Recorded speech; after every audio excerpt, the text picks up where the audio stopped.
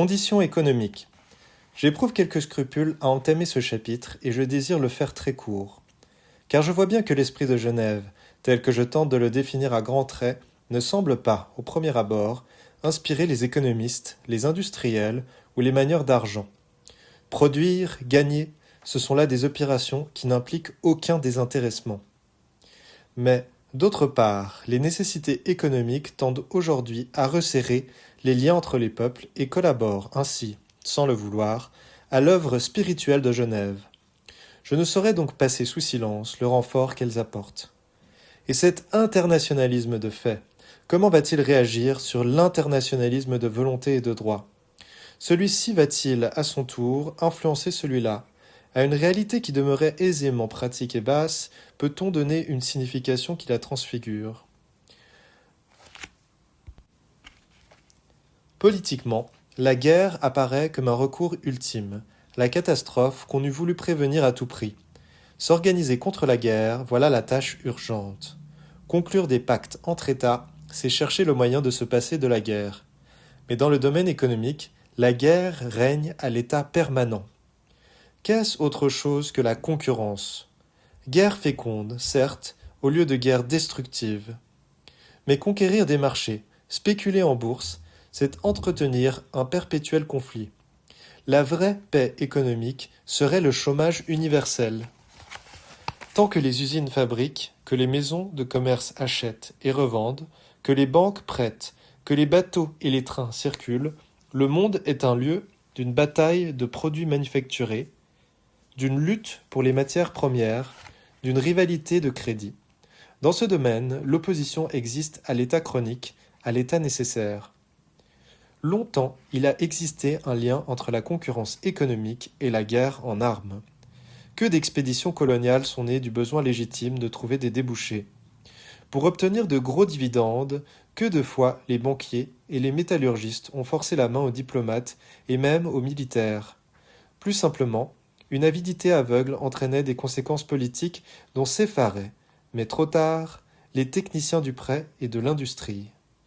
La catastrophe de 1914 a été précédée de violentes rivalités mercantiles entre les grandes puissances qui, après s'être affrontées sournoisement par personnes interposées, ainsi lors des campagnes balkaniques, se sont trouvées soudain face à face et obligées de se battre. Le désir de bassin minier, l'espoir d'assurer son hégémonie sur mer, l'envie plus générale d'assouvir ses besoins matériels, quelquefois enrobés dans des philosophies éclatantes et agressives, pouvaient conduire un peuple à déclarer la guerre à l'un de ses voisins. La guerre était une tentative, mais coûteuse, d'organiser à son profit la production. On y renoncera. On devrait y renoncer en considérant tout d'abord le prix de l'opération. La guerre ne paie pas. Ensuite, en envisageant que si l'on a réorganisé la production, cela ne vous avance pas beaucoup, car on a, en même temps, tué le consommateur. Qu'importe d'être le maître du monde, si le monde appauvri ne vous achète plus rien.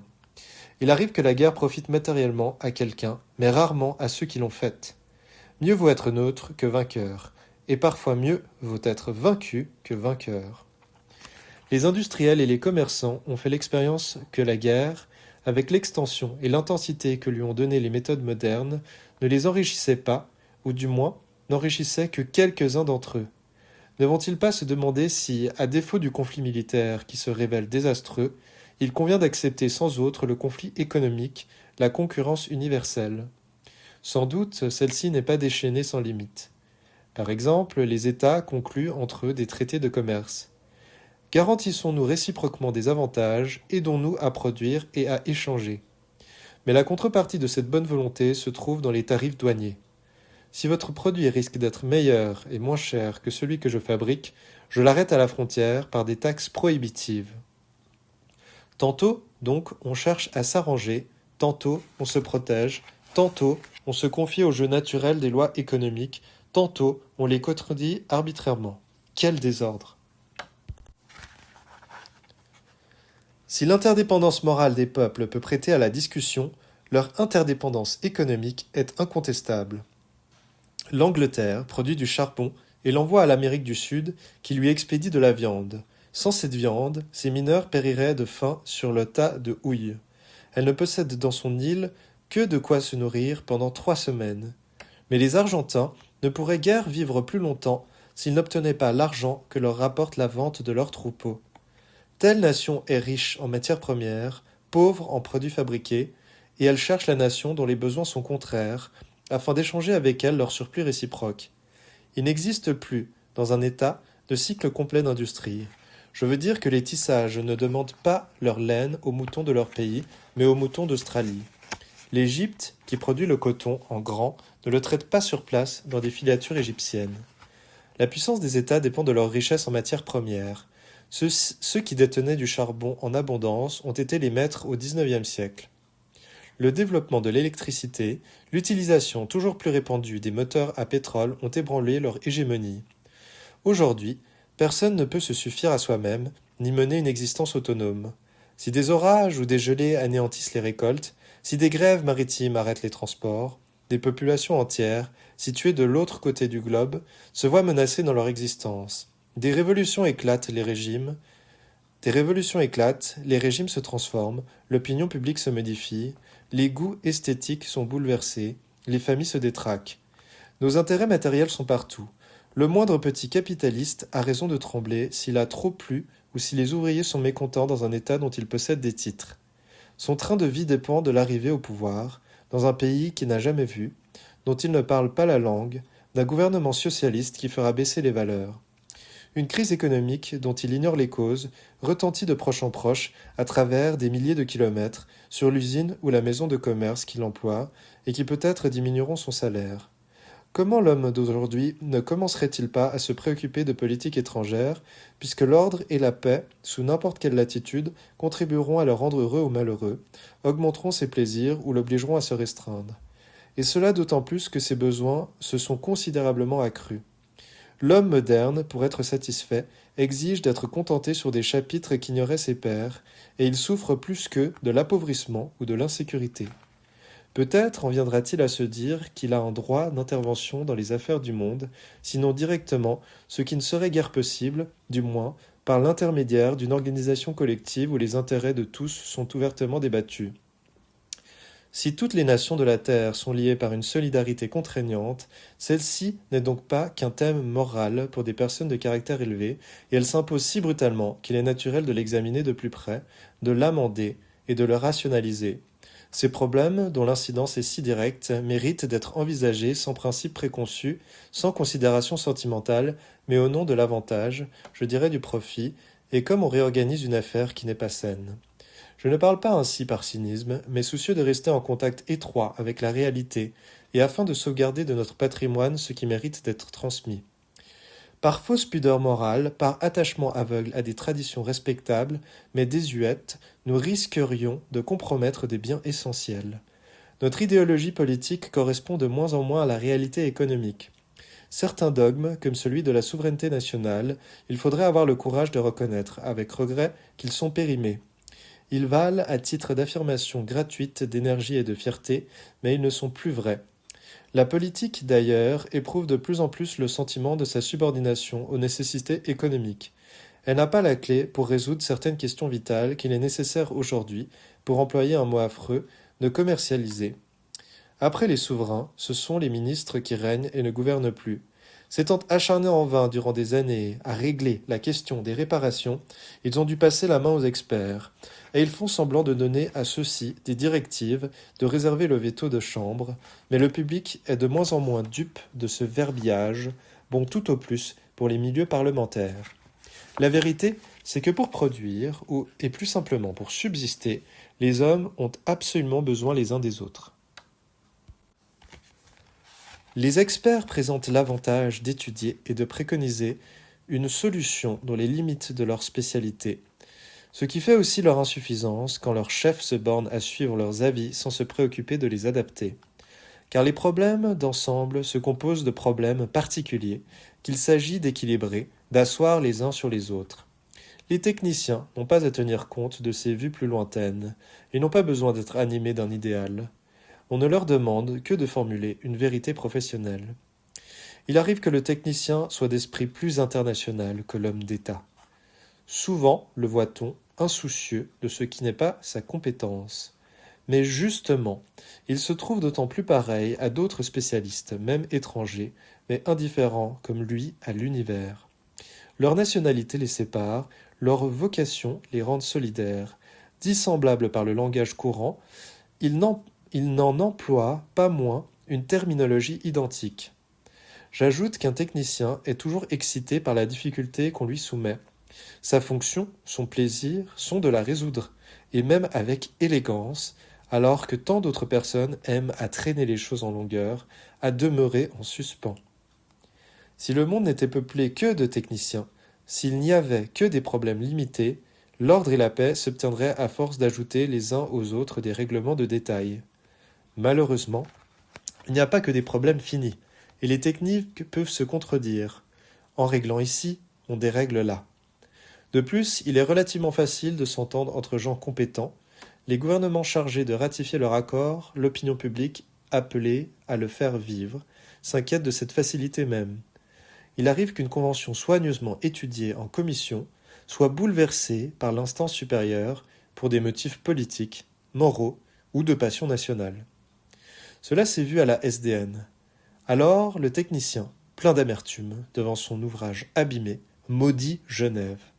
Pourtant, c'est Genève qui l'a utilisé.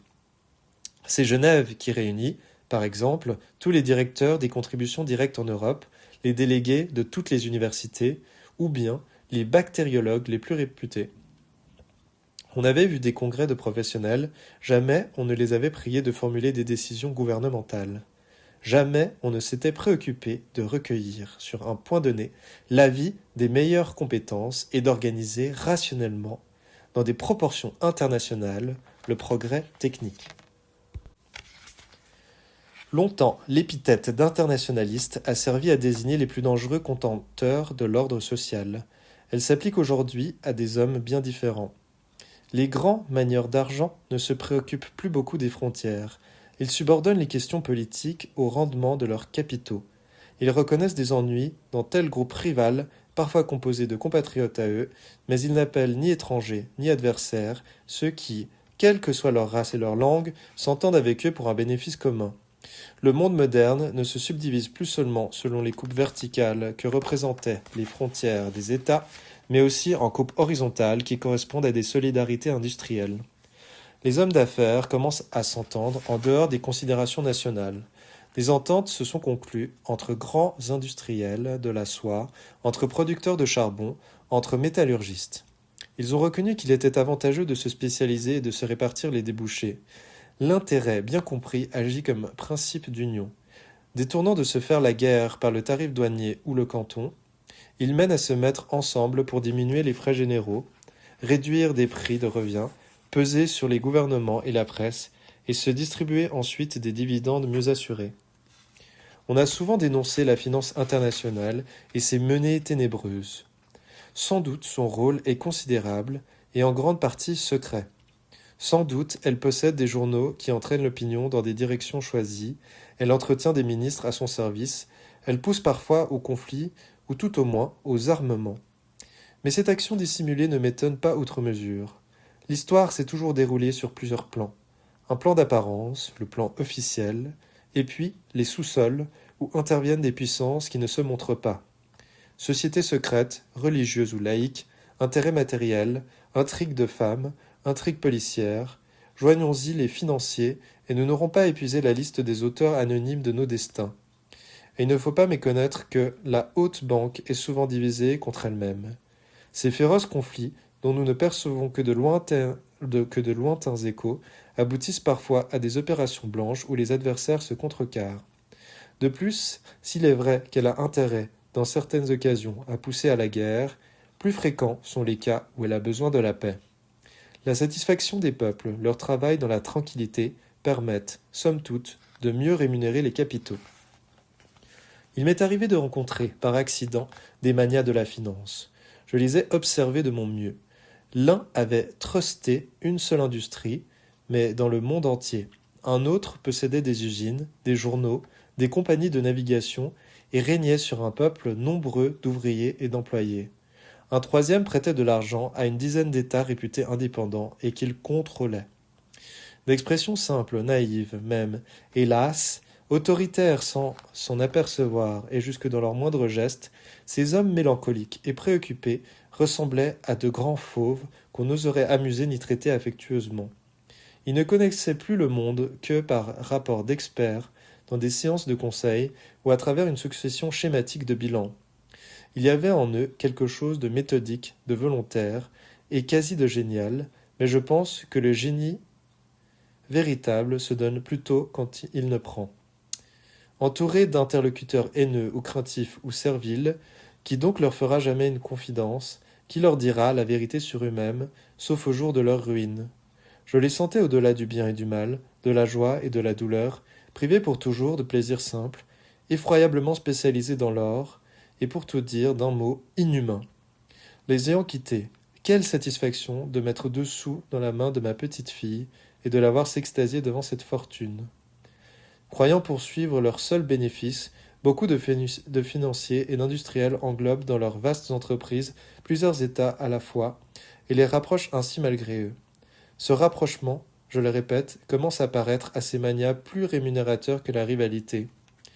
Mais se doutent-ils qu'ils préparent une entente morale et que, sans qu'ils l'aient voulu, leur appétit de gain rencontre sa justification?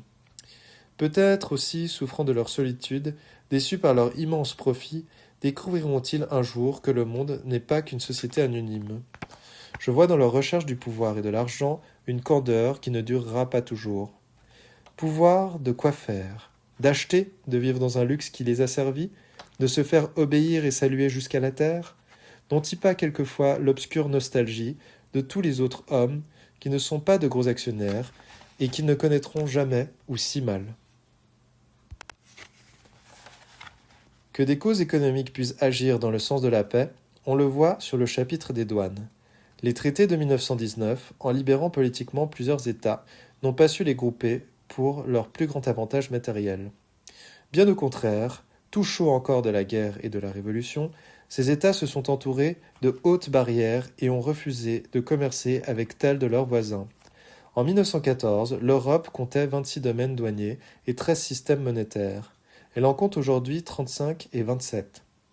Les frontières, et il y a 7000 km de frontières nouvelles en Europe, tracées à la hâte, ont déchiré en beaucoup d'endroits les régions économiques, séparant les lieux de production des lieux de transformation qui ne communiquent plus. Partout, un protectionnisme susceptible prétend soutenir des industries artificielles. Par nationalisme entêté, on fait monter chez soi le prix de la vie et on condamne au chômage un grand nombre de ses compatriotes. Le jour, par exemple, où les États successeurs de l'Autriche-Hongrie, mettant leurs intérêts matériels au-dessus de leurs amours-propres et de leurs rancunes, s'entendraient pour rétablir l'entité industrielle et commerciale qu'ils formaient, les haines commenceraient à désarmer dans tout le bassin du Danube au bénéfice de sa prospérité. Cela est vrai pour toute l'Europe. Un fédéralisme économique sans fil barbelé de douane, qui permettrait la mise en commun et la répartition équitable des matières premières, la baisse des prix et la hausse des salaires comme aux États-Unis, voilà sans doute le seul moyen pour elle de retrouver une nouvelle jeunesse et de ressaisir la suprématie que le reste de l'univers lui dispute aujourd'hui. La SDN, qui cherche à réaliser le cartel des peuples, a bien vu l'appui que lui fournissait, par la force des choses, le processus d'association par les trusts. Elle a voulu l'aider à son tour en lui apportant son personnel et ses méthodes d'internationalisation, en lui offrant aussi un cadre d'idées générales. Dans ce domaine, comme dans les autres, elle vise à mettre de l'ordre dans ce qui est contradictoire et confus.